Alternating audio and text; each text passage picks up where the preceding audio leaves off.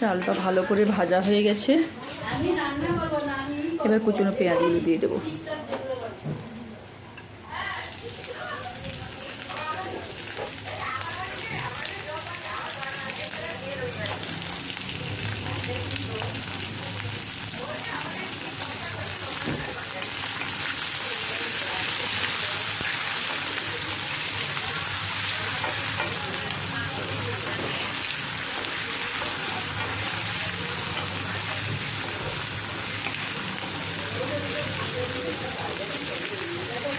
আমি পেঁয়াজটা এখন এই জন্য দিলাম যে চালটা ভাজা হতে হতে পেঁয়াজ ভাজা হয়ে যাবে।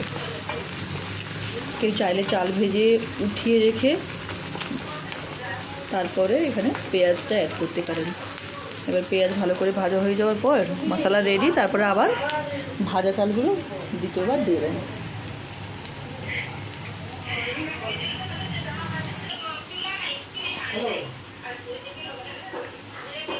আদা রসুন পেস্ট দিয়ে দিচ্ছি।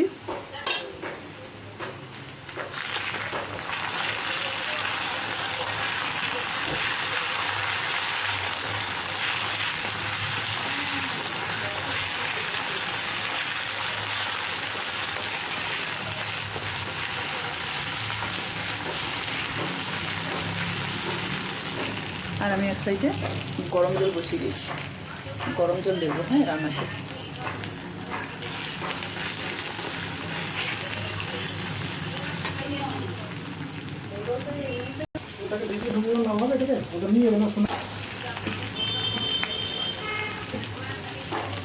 চিলি পাউডার দিয়ে দিচ্ছি।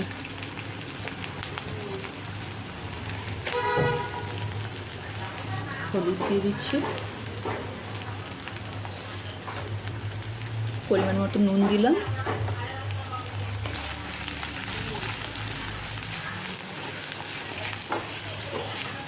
একটু জল দিয়ে আবার ওটাকে ভালো করে কষিয়ে নিলাম মিষ্টি।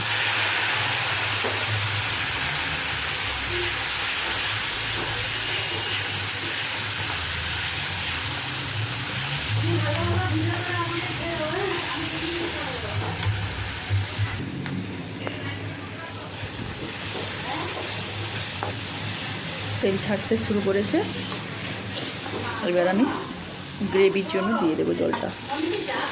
তো গরম জল দিলাম, জলটা একটু বেশি দেবো কেন কিনা চাল সেদ্ধ হবে তো।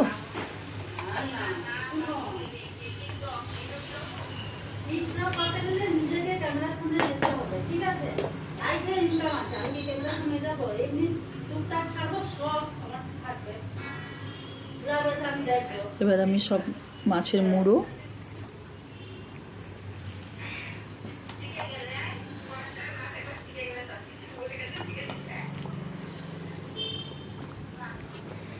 আর এই যে আলু বেগুন দিয়ে দিচ্ছি।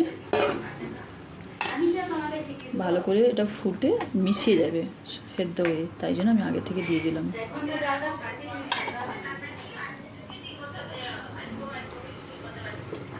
এবার ঢেকে দিচ্ছি,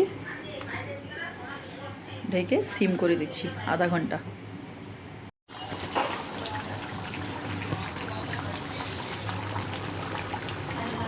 প্রায় হয়ে গেছে গ্রেভি, মুড়ো ঘন্টটা। গরম মশলা দিয়ে দিলাম আর একটু কাঁচা সরষের তেল দেবো।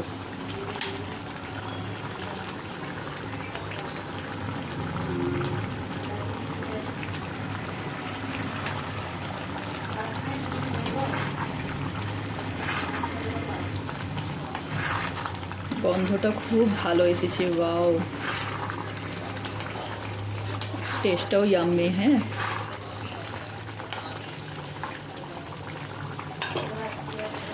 তো আজকে রেডি